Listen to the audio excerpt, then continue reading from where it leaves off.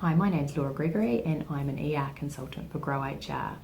And the topic of today's vlog is on performance appraisals and pay reviews and the merits of separating out these two processes.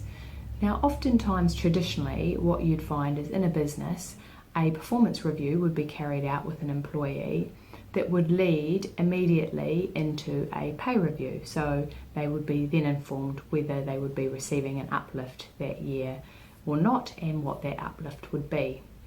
What we are strong advocates for now is separating out these two processes.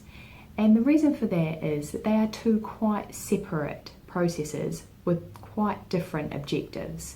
So a pay review is designed to reward past performance for the previous year. A performance review is designed to engage an employee in their role, to deliver feedback on how they've done over the previous year, but also get them to feedback into that process and to engage in open, honest dialogue with the employee, a two-way conversation. And the dangers of tying that closely with a pay review is that you don't necessarily get that honest feedback from the employee, because they are very aware that any comments they may or may not make may impact what that pay review is going to be for them at the end of that process. So I strongly encourage you to start looking at performance reviews in a different way. So this is about putting the onus on the employee. So for example, before the performance review meeting, sending them some questions to start having a think about.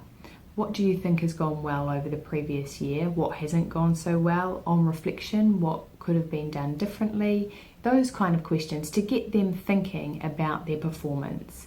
Also, within the meeting itself, you can talk to them about their objectives, their career aspirations, and all that good stuff.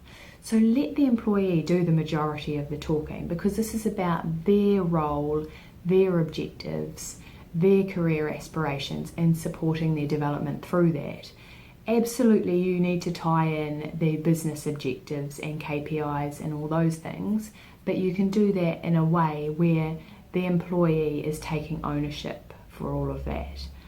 And what we've found by conducting performance reviews this way is that the employees are much more engaged in the performance review process, and they actually get and gain a lot more out of the process itself.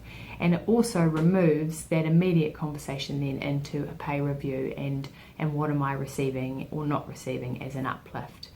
Remove that completely from that particular process. So just as a side note, there needs to be feedback throughout the year for someone. So a performance review is not just about, doing a meeting with the employee once a year and then tabling that for the next year. It's about an ongoing conversation and ongoing feedback to ensure maximum engagement with the employee. So, if there are any issues, then these need to be raised with the employee as and when throughout the year. So you may have heard my previous vlog on nipping it in the bud conversations. So nip it in the bud and address it as and when it arises. And likewise, praise. Give praise when it comes up and when it's due throughout the year. Don't just save it all up for the performance review once a year. So I encourage you to have a real think about your performance reviews and how you conduct them, and whether or not you tie these directly into pay reviews, or whether you may already separate out the two processes and make them quite a separate process. But I wish you luck with your performance reviews, and if you do need any help or assistance, then please feel free to get in touch with either myself or another member of the Grow HR team, who will be happy to help, support and advise you, or even be present at a performance appraisal should you require our support. Thank you for listening.